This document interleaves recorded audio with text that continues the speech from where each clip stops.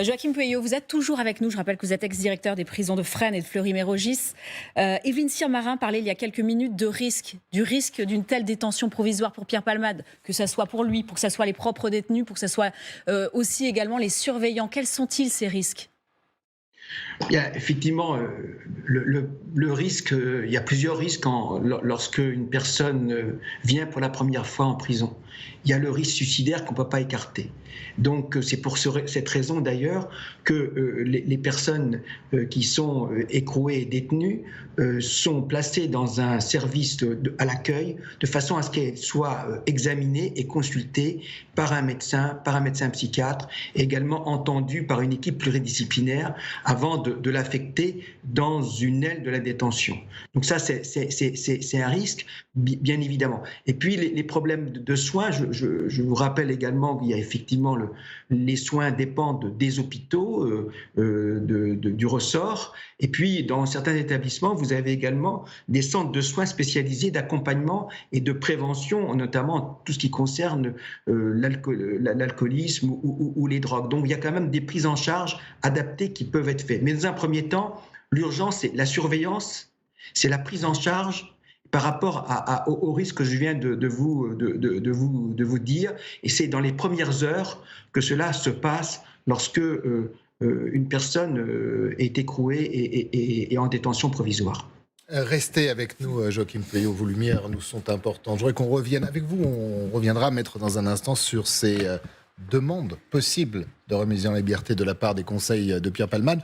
Mais d'abord, on a le sentiment que la cour d'appel, Raphaël, n'a absolument pas tenu compte de ce qui s'est passé ce week-end, samedi je crois, cet AVC de Pierre Palmade. Oui, c'est plutôt logique, j'ai envie de dire, parce que le 24 février, la chambre d'instruction de la cour d'appel de Paris avait mis sa décision en délibéré à ce lundi à partir de 11h30, et l'AVC de Pierre Palmade s'est déroulé samedi en fin d'après-midi, je le rappelle, sans que son pronostic vital ne soit engagé à aucun moment. Et on en parlait tout à l'heure, il n'y a pas eu de réouverture des débats, c'est-à-dire que les magistrats, après les débats qui sont intervenus vendredi dernier, ont mis leur décision dans l'état dans lequel était Pierre Palmade vendredi, avec les informations objectives dont il disposait vendredi. Ils ont mis cette décision, on va dire, en pause, en délibéré jusqu'à lundi. L'AVC s'est déroulé samedi, donc ce matin, ils ont répondu aux questions qu'ils se posaient vendredi, bien avant, donc 24 heures avant que l'état de santé de Pierre Palmade ne se dégrade. Ça vous étonne pas en tant que conseil ? Non. Pourquoi ne pas tenir compte d'un fait qui est un fait réel ? Pourquoi ne pas demander des expertises médicales afin de statuer sur l'état physique de Pierre Palmade en ce lundi avant de prendre acte et de donner une décision ? Alors, c'était une option. La cour d'appel aurait pu effectivement réouvrir les débats et entendre l'ensemble des parties, l'avocat général, l'avocat de M. Palmade, sur cet AVC et ses conséquences sur un éventuel placement en détention provisoire. La cour d'appel n'a pas choisi cette option. J'imagine qu'elle considère qu'elle a d'autres motifs qui sont suffisants pour le placer en détention provisoire. Alors effectivement, au moment où nous parlons, nous avons la décision qui est le placement en détention provisoire, mais nous ne connaissons pas encore les motifs, la motivation de la cour d'appel. Effectivement, ça sera intéressant de se pencher sur cette motivation, parce que en fonction des motifs pour lesquels il a été placé en détention provisoire, son avocate va pouvoir préparer une demande de mise en liberté et retourner éventuellement devant la cour d'appel pour lui dire, écoutez, les problèmes que vous souleviez dans votre décision, ils sont réglés. Maintenant, vous pouvez le remettre en liberté. Cette demande de remise en liberté peut intervenir assez tôt, assez rapidement ? À tout moment, à partir de demain, son avocate peut déposer une demande de mise en liberté. En général, on laisse s'écouler un petit peu de temps pour que, effectivement, on puisse travailler sur les motifs qui ont conduit au placement en détention. Je vous donne un exemple. Si, par exemple, il est en détention pour éviter une concertation entre lui et les autres mis en cause, eh bien, si dans les semaines qui viennent, il est entendu et que les mis en cause sont entendus, à ce moment-là, il n'y a plus de risque de concertation parce qu'ils ont tous donné leur version et à ce moment-là, ces avocats peuvent demander sa remise en liberté. Joachim Pueyo, vous êtes toujours avec nous. Vous nous dites que les premières heures sont déterminantes face à ce qu'il s'est passé justement et ce Pierre Palmade qui va arriver. On se demande, nous, tout bêtement, comment quelqu'un qui a pu faire un AVC samedi soir va pouvoir dormir en prison ce soir. C'est compliqué. Bien sûr, c'est compliqué parce que là, on voit qu'il y a deux statuts. Il y a à la fois le malade et puis la personne qui a commis des faits pour lesquels il a été mis en examen. Mais si vous voulez, le rôle, à mon avis, des services pénitentiaires, c'est d'exécuter une décision judiciaire dans les meilleures conditions possibles, avec les moyens qui sont à sa disposition. Donc voilà, c'est vrai que c'est compliqué, mais on a eu des cas multiples de ce genre, de personnes qui ont été écrouées après, effectivement, des faits qui ont été médiatisés avec des personnes qui sont malades. Donc on a malgré tout quelques moyens pour que la prise en charge se déroule dans les meilleures conditions possibles, mais le risque zéro n'existe pas, on le sait très bien. Mais je rappelle quand même que dans les services pénitentiaires, vous avez des médecins qui dépendent des hôpitaux et qui, bien sûr, feront à la fois de l'accompagnement, parce que l'intérêt également d'une détention provisoire, c'est qu'elle se passe bien, et puis également que les soins puissent être continués. C'est-à-dire qu'il y a une continuité dans la prise en charge sanitaire qui me paraît fondamentale et qui me paraît importante, bien évidemment. Joachim Pueyo, de façon très pratique et par expérience, à partir du moment où le mandat de dépôt a été prononcé à l'audience, il y a maintenant à peu près 12 minutes, comment ça va se passer ? Puisque tout à l'heure, on nous a dit que tout était sous l'autorité de l'administration pénitentiaire à partir du prononcé de la Cour d'appel. Ça veut dire que maintenant, l'administration pénitentiaire s'occupe de Pierre Palmade, de son transfert, de l'aménagement éventuel d'une cellule ? Alors, si vous voulez, il y a un protocole pour les arrivants. Donc, le protocole sera appliqué comme pour tous les arrivants. Donc, il passera au greffe. Il y a les problèmes d'identité. Ensuite, lorsque l'établissement sera choisi, l'établissement est choisi généralement entre le procureur et puis la direction régionale des services pénitentiaires pour trouver l'établissement le plus adapté. Donc il y a le protocole au niveau des arrivants qui sera appliqué pour tous les détenus. Ensuite, il sera affecté dans une cellule arrivant normalement, avec effectivement une série de consultations et d'auditions qui devront se faire le plus rapidement possible, le jour même ou le lendemain. Et puis ensuite, il sera affecté dans une unité pour quelquefois les détenus les plus vulnérables. Vous avez dans les établissements pénitentiaires des unités spécifiques dans lesquelles il y a une surveillance plus fine, une surveillance spéciale, parce que les personnels auront effectivement des informations pour surveiller en permanence. C'est quasiment impossible, mais avec des rondes régulières pour que la personne détenue soit protégée d'elle-même, mais également de son environnement. Et quelquefois, quand c'est difficile, eh bien, on a vu quelquefois des personnes détenues qui demandaient à partir à l'isolement. Mais dans les gros établissements, vous avez des unités dédiées pour les personnes les plus vulnérables ou les personnes dont les faits ont été très médiatisés et de peur qu'il y ait une réaction du reste de la population pénale. Je crois qu'il y a des protections qui doivent être prises rapidement dès l'écrou, en fait. Madame Sirmarin, merci d'être avec nous. C'est vrai que cette affaire a été ô combien médiatisée, comme le rappelait Joachim Pueyo. Justement, est-ce qu'on a l'impression, malgré tout, et les téléspectateurs aussi qui nous regardent, que la Cour d'appel n'a pas tenu compte du fait, ou pas beaucoup, du fait que Pierre Palmade ait fait un AVC ce samedi soir ? Effectivement, enfin, la décision va compliquer beaucoup les choses pour l'administration pénitentiaire, j'imagine, et elle fera tout pour l'appliquer, bien évidemment. Maintenant, les avocats de Monsieur Palmade peuvent tout à fait demander maintenant une expertise aussi pour voir si son état est véritablement compatible avec la détention. La procédure n'est pas finie, loin de là, parce que peut-être que les suites de l'AVC ne sont pas complètement certaines, et on peut aussi imaginer que il y ait d'autres possibilités pour Monsieur Palmade.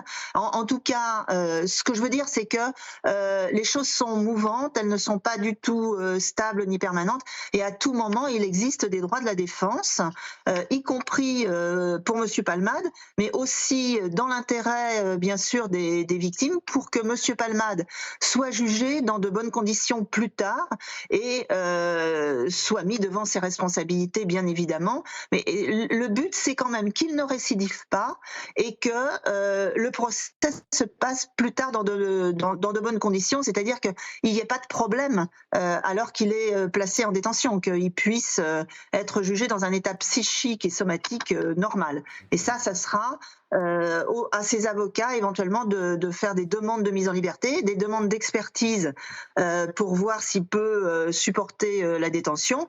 Alors il est vrai aussi que en prison en France, il y a des centaines de détenus qui sont malades, y compris des détenus en fin de vie, ou même des détenus qui sont très âgés et qui ont des problèmes neurologiques, par exemple. Ça existe. Maintenant, on verra. Voilà, je ne peux pas me prononcer davantage. Evelyne Sirmarin, dernière question. Je sais que votre temps est compté. Est-ce que l'autre affaire qui émaille le dossier Palmade, celle de la détention de documents à caractère pédopornographique, a pu jouer aussi dans la décision de la Cour d'appel, c'est-à-dire réduire les risques que Pierre Palmade ou d'autres, pour le moment pas encore identifiés dans cette enquête, puissent se concerter, comme on dit? Non, normalement pas du tout. Normalement, il n'est pas mis en examen pour cette affaire d'images pédopornographiques. L'enquête suit en cours. Normalement, la chambre d'instruction n'a pas pu du tout tenir compte évidemment de cette affaire de pédopornographie.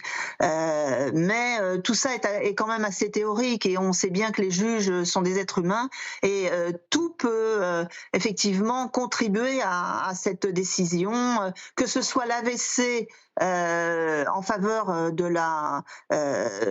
maintien sous contrôle judiciaire ou que ce soit les images pédopornographiques en faveur de la détention. Mais maintenant, juridiquement, c'est impossible qu'ils aient tenu compte de cette affaire d'images pédopornographiques. Merci beaucoup, Evelyne Sirmarin. C'est toujours très précieux de vous avoir et d'avoir cette franchise d'idées et de ton. Midi 15, bienvenue à vous si vous nous rejoignez. On va faire un point sur ce qu'il s'est passé. On l'a appris il y a une quinzaine de minutes. L'humoriste Pierre Palmade a été placé en détention provisoire. Revenons sur ce qui s'est passé, cette décision avec vous, Jeanne Baron. Oui, absolument. Bonjour à tous les deux, bonjour à tous. Cette décision, en effet, la Chambre de l'instruction de la Cour d'appel de Paris vient de trancher. Pierre Palmade va être placé en détention provisoire avec mandat de dépôt. Les magistrats ont donc suivi les réquisitions du parquet général, à la surprise également générale. La Cour a donc considéré quelque chose de très important. Elle dit en fait que l'état de santé de Pierre Palmade n'est pas incompatible avec le fait qu'il soit incarcéré. C'est le procureur de la République de Melun qui va mettre en place cette détention provisoire de l'humoriste et il va donc falloir prendre en compte son AVC. C'est pour ça que le parquet va prendre attache avec la direction interrégionale des services pénitentiaires afin de savoir quel est l'établissement qui sera le plus adapté pour accueillir Pierre Palmade. Deux options que l'on peut évoquer d'ores et déjà. Peut-être une prison qui dispose par exemple d'une unité hospitalière, c'est assez fréquent, comme à Fresnes notamment, ou encore un hôpital comme celui de la Salpêtrière, un autre exemple, qui disposerait lui d'une aile dédiée à l'administration pénitentiaire. Voilà ce que l'on sait pour le moment. Merci beaucoup. Raphaël, mandat de dépôt, en général, c'est une procédure qui résonne dans un palais de justice, alors que Pierre Palmade était déjà placé sous surveillance. Pourquoi le mandat de dépôt ? Eh bien, le mandat de dépôt parce que le parquet, donc les magistrats de la chambre d'instruction de la Cour d'appel de Paris ont tranché. Ils ont affirmé la décision, suivi les réquisitions du parquet général et donc demandé à ce que Pierre Palmade soit placé en détention provisoire avec mandat de dépôt. Alors, qu'est-ce qu'un mandat de dépôt ? C'est un acte juridique qui à destination d'un chef d'établissement pénitentiaire. C'est-à-dire que là, quelque part en France, plus vraisemblablement en Ile-de-France, un chef d'établissement va recevoir ce mandat de dépôt qui va lui demander de recevoir en détention provisoire une personne, en l'occurrence aujourd'hui Pierre Palmade, une détention provisoire qui peut durer jusqu'à 12 mois. Elle peut être renouvelée également, mais en matière criminelle, puisque là, les chefs d'inculpation sont toujours plus larges, donc c'est homicide et blessure involontaire. Et bien, cette détention provisoire avant le procès de Pierre Palmade peut durer jusqu'à 1 an. Maître, vous diriez, on va retrouver un médecin que vous connaissez bien d'ailleurs sur les plateaux de LCI pour parler de l'état de santé, de la compatibilité de ce nouveau statut de Pierre Palmade. Mais je me tourne vers vous, les droits de la défense. Est-ce que vous diriez que si vous aviez à défendre Pierre Palmade, si vous étiez le conseil de Pierre Palmade, que les droits de la défense sont pour le moment respectés, ou que ce client qui est Pierre Palmade a un traitement particulier? Encore une fois, avec toutes les réserves qui s'imposent, parce que je n'ai pas accès au dossier, mon avis personnel à partir des seuls éléments que j'ai, est effectivement la détention provisoire m'a un petit peu surpris. Du point de vue des droits de la défense, vous savez, on ne se défend pas de la même manière lorsqu'on est en prison et lorsqu'on est en liberté. Lorsqu'on est en liberté, on peut recevoir à loisir ses avocats, il n'y a pas d'horaire de parloir, on peut consulter le dossier sans difficulté. Lorsque vous êtes en détention provisoire, préparer votre défense est un parcours du combattant. Il faut se rendre au greffe pénitentiaire pour pouvoir consulter son dossier, voir les témoignages des autres personnes mises en cause, les expertises, etc. Et puis ensuite, on a un rendez-vous avec ses avocats au parloir à des horaires bien précis. Tout est compliqué pour se défendre. Donc effectivement, ça va être plus difficile pour Pierre Palmade de se défendre en détention que s'il était en liberté, ne serait-ce que d'un point de vue médiatique, faire des droits de réponse, contre-attaquer sur les mises en cause qui déferlent dans la presse, c'est beaucoup plus difficile, évidemment, par le biais de ses avocats. Il peut aussi exercer des droits de réponse, mais tout est beaucoup plus compliqué. Bruno Megerban, merci d'être avec nous. Je rappelle que vous êtes chef du service de réanimation à l'hôpital Lariboisière, c'est à Paris. Une question toute simple. Pierre Palmade qui a fait un AVC samedi soir, peut-il facilement, si j'ose dire, dormir en prison ce soir? De quoi va-t-il falloir s'assurer, Bruno Megerban? Donc, comme vous le savez, je n'ai pas accès aux détails exacts de son dossier médical, donc je ne peux répondre que d'un point de vue théorique.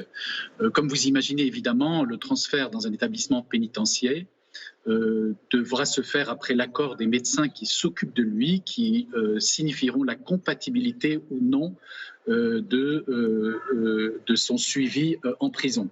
Alors, il est vrai que dans certaines prisons, il existe des services d'hospitalisation, en tout cas de surveillance d'un patient hors de sa cellule, avec un personnel paramédical et médical à disposition. Je pense quand même qu'il faudra peut-être envisager un certain délai avant transfert vers ce type d'établissement, car après un accident vasculaire aigu, il convient de faire un bilan relativement exhaustif pour connaître le mécanisme de cet accident, et pouvoir évidemment adapter les thérapeutiques afin d'éviter toute récidive ou toute aggravation, notamment par exemple transformation hémorragique d'un AVC qui serait d'origine ischémique, ce qui peut être le cas chez M. Palmade. Est-ce que, Bruno Megerban, les soins sont, pardonnez-moi, mais aussi bien faits, aussi bien prodigués, aussi réguliers dans un univers carcéral que si Pierre Palmade était resté dans un hôpital?